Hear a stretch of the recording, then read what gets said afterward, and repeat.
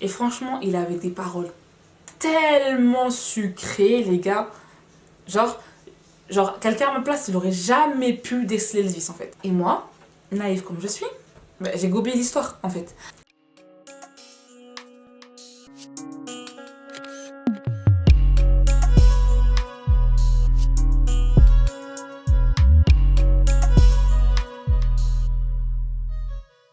Hello tout le monde, j'espère que vous allez bien. On se retrouve aujourd'hui pour une nouvelle vidéo.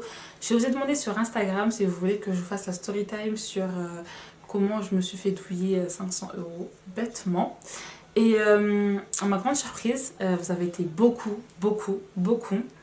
à, à me dire que oui. Du coup, aujourd'hui on se retrouve pour que je vous raconte cette petite story time en espérant qu'elle vous plaira, histoire de...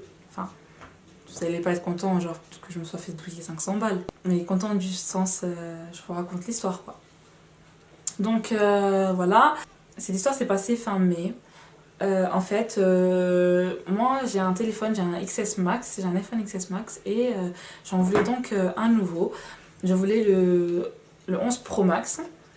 Et donc, du coup, je suis partie regarder sur Le Bon Coin. Donc, la plupart des arnaques, de toute façon, c'est Le Bon Coin, hein, faut pas chez Midi 14h.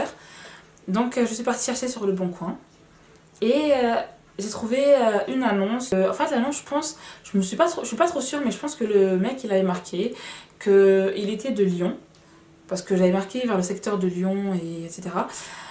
Et donc du coup je me suis retrouvée à parler avec cette personne là, à lui demander donc si éventuellement on pouvait se mettre d'accord par rapport à l'achat, parce que moi je ne suis pas de Lyon. Donc cette personne-là, on va l'appeler R.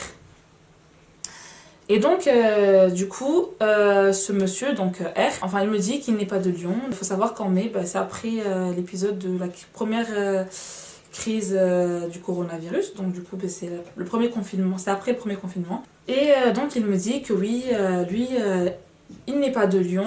En fait, il est de Paris. Que donc il avait une boutique.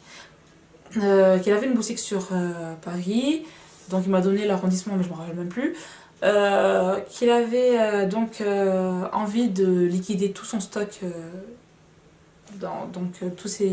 toutes les choses qu'il vendait en fait, parce que il est tombé en faillite et que donc du coup ça l'arrange de tout vendre.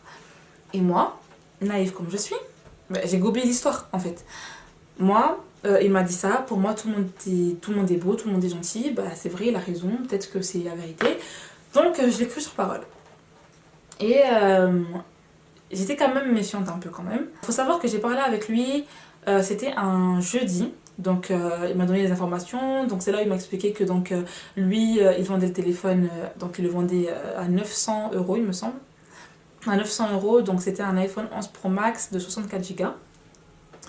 Pour moi, le prix me paraissait correct, ça collait avec l'histoire qu'il m'a racontée, comme quoi il est en faillite et que voilà. Pour moi, franchement, sans vous mentir, ça collait. Je me suis pas posé de questions, je me suis dit, ouais, c'est possible et tout, nan.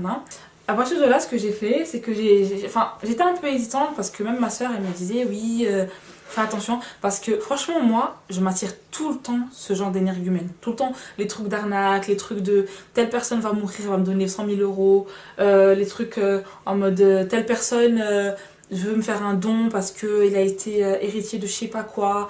Je reçois des messages, je reçois des trucs je sais même pas ces personnes-là, ils trouvent mon numéro, sérieusement.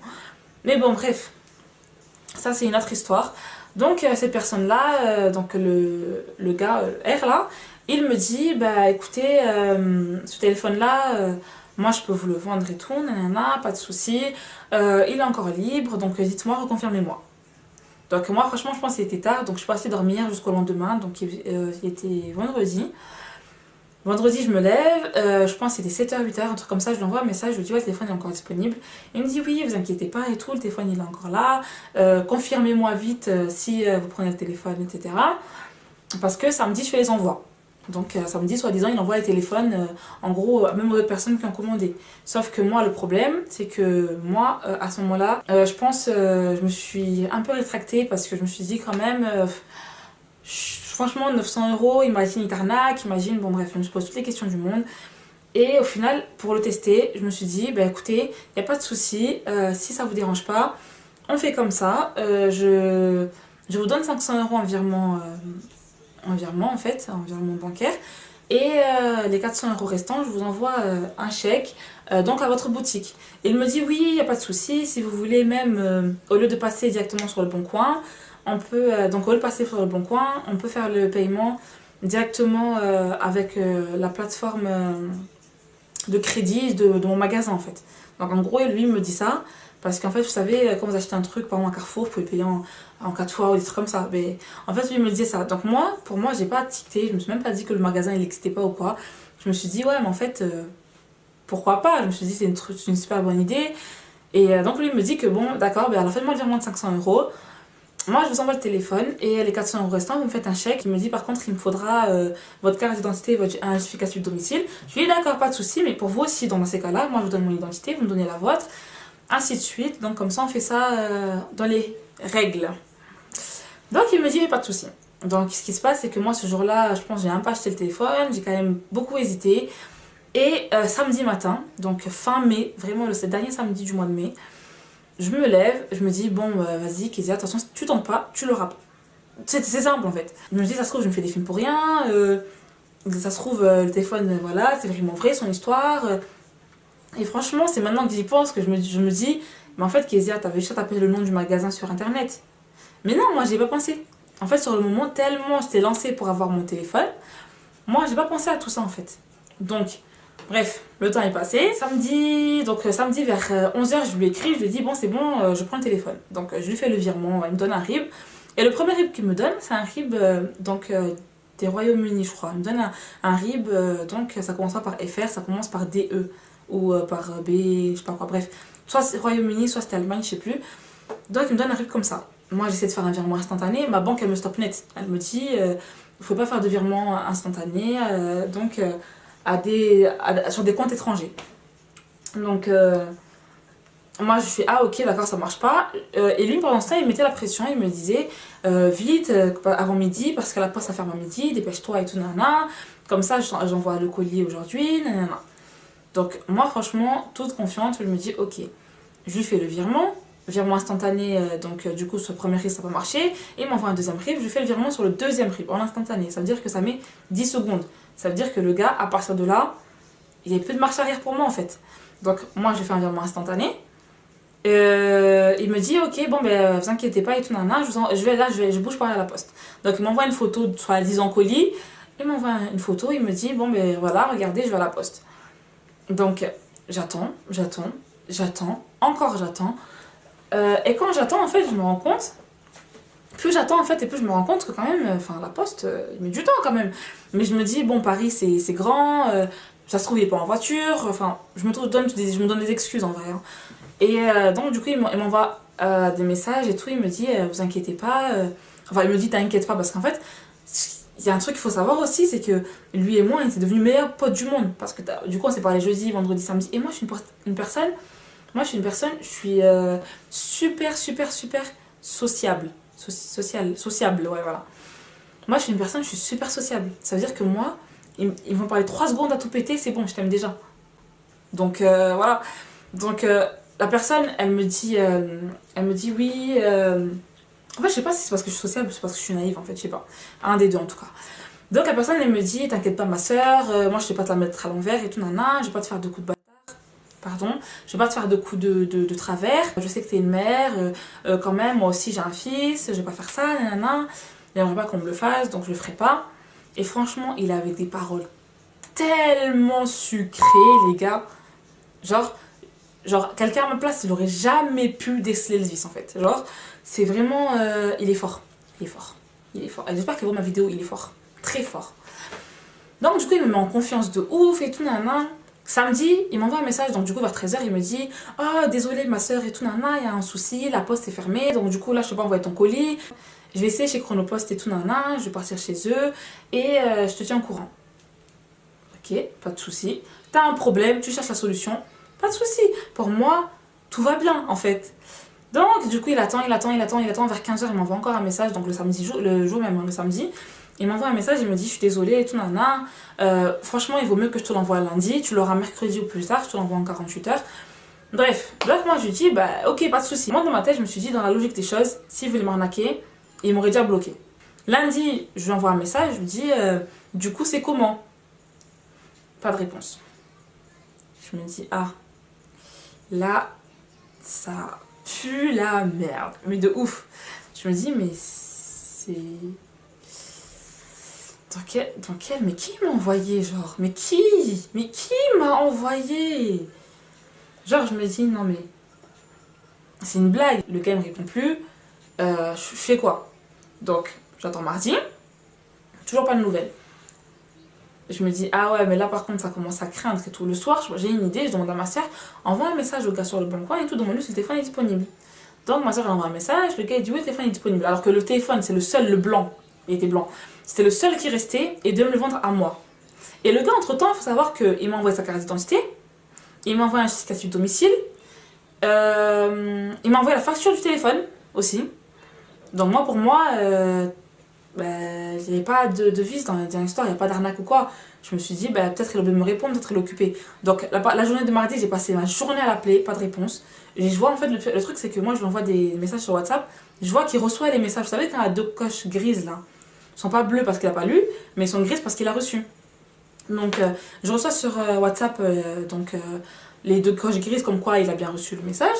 Je me dis, ok, donc là il a reçu le message, il l'ouvre pas, qu'est-ce qui se passe? Qu'est-ce qu'il va me faire là? Ah oui, le lundi, il m'avait pas répondu. Donc le lundi, il m'avait pas envoyé de message parce que c'était férié. C'était un lundi de, je pense, c'était un lundi de juin, le premier lundi de juin. Donc il me semble que c'était férié ce jour-là. Donc pour moi, j'ai pas eu d'inquiétude en fait. C'est vraiment le mardi, quand j'ai vu qu'il me répondait pas, que j'ai commencé à vraiment m'inquiéter. À partir de là, tout va mal. Je commence à me poser 1 million de questions. Je commence à me dire, mais en fait, il me fait quoi là en fait? Je dis à ma soeur, envoie un message. Dis que t'es intéressé par le téléphone, comme ça lui il te dira si le téléphone il est encore disponible ou pas, et s'il te dit qu'il est disponible, c'est qu'il y a un problème parce que moi il m'avait dit qu'il n'y avait que le blanc. Donc il dit à ma soeur que oui, le téléphone, le blanc que j'avais commandé moi et que j'avais payé 500 € déjà par virement instantané, il me dit que oui, il est encore disponible. Mais alors là, dans ma tête, je commence à virer, dans ma tête, je commence à péter un plomb, je commence à me dire, mais en fait là, il veut me faire quoi là, le gars? Genre moi, je viens de perdre 500 € comme ça, genre là, maintenant, tout de suite. Ce que je fais, je prends mon sac, mon manteau, vénère. J'avais une tête. Laissez tomber. J'avais une tête, je peux même pas vous dire ma tête, tellement j'avais la haine, ça boulonnait à l'intérieur de moi. Je me suis préparée, je suis montée à la gendarmerie à côté de chez moi. Et je demande à la gendarmerie, oui, je veux porter plainte. Donc du coup, le gendarme, il me dit, oui, pourquoi? Je lui explique un peu l'histoire. Il me dit, écoutez, vu que le téléphone est censé arriver mercredi, même s'il ne vous répond pas, il faut attendre que mercredi passe, après vous revenez. Donc je vous donne rendez-vous pour la semaine prochaine. Moi déjà je savais que c'était mort. Moi déjà je commence à me dire, mais en fait... là, je sens la douille arriver en fait. Pas besoin de plus d'explications. Donc le gendarme, bon, après c'est son travail, hein, je lui fais confiance, je lui dis, écoutez, pas de soucis, je reviens la semaine prochaine. Donc le gendarme à partir de là, il me dit d'accord, il me donne rendez-vous, donc à la gendarmerie pour la semaine d'après. Je sais un peu quand est-ce que je suis allée. Mais en tout cas, le mercredi, donc le lendemain, toujours pas de réponse. Jeudi, vendredi, samedi, dimanche, toujours pas de réponse.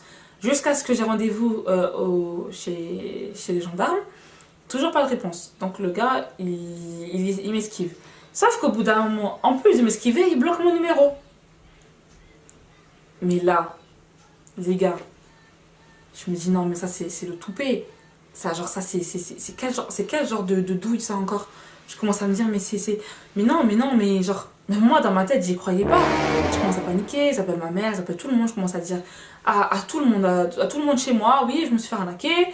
Je commence à me faire des grands films parce que, en même temps, des fois, je vais recevoir mercredi, j'ai pas reçu. Toute la semaine, je l'ai pas reçu. La semaine d'après, toujours pas reçu. Enfin, ok, confinement, après confinement, ok, pas de soucis, je comprends. Mais là, faut pas mettre. Voilà. En plus, pour moi, je me dis. À la limite, si vraiment il aurait envoyé le téléphone, ils m'auraient envoyé la preuve comme quoi, regarde, tiens le numéro de suivi, quoi. Donc moi, à partir de là, je commence déjà à bugger. Et en fait, je vais chez les flics et tout. Donc je vais déposer ma plainte. Hein. Je vais déposer ma plainte, j'explique aux flics ce qui est passé. Donc comme je vous l'expliquais là, je donne les preuves, je donne les captures d'écran parce que j'ai tout sur mon téléphone. Et heureusement, et ça c'est un truc super important, faites-le. Hein. Quand vous voyez un truc comme ça, prenez le lien de l'annonce en fait. Donc moi j'ai gardé le lien de l'annonce Et là, un gendarme me dit, ah, mais c'est franchement, soit le gars, il est super débile, il sait pas s'y faire, il sait pas s'y prendre, soit il est pas débile, mais il sait très bien ce qu'il fait. Et dans ces cas-là, je comprends pas pourquoi il aurait envoyé sa carte d'identité, tout ça. Et bon, moi, je sais pas, moi, gendarme, il me dit ça, moi, je sais pas, je suis pas flic en fait, moi, j'attends que vous me donnez la réponse, donc voilà. Et là, donc, du coup, le flic, il commence à me dire, franchement, cette histoire-là, elle est bizarre quand même, quelqu'un qui sait s'y faire, il laisserait pas sa carte d'identité avec une adresse et nanana. Donc, son collègue au gendarme, il arrive, il vérifie la carte d'identité pour voir si c'est une vraie carte d'identité. Il s'avère que c'est une vraie carte d'identité, donc le nom, le prénom, tout dessus est bon. Sauf que le problème, c'est que le propriétaire de la carte d'identité n'a pas déclaré que sa carte d'identité volée ou perdue. Donc du coup, les flics se posent des questions, ils se disent, bon, mais c'est comment, on fait comment. Bref, ils prennent le lien de l'annonce, ils remontent à l'adresse IP, et bon, bref, à partir de là, je ne peux pas en dire plus. Donc en gros, ils font leur job, en fait, tout simplement.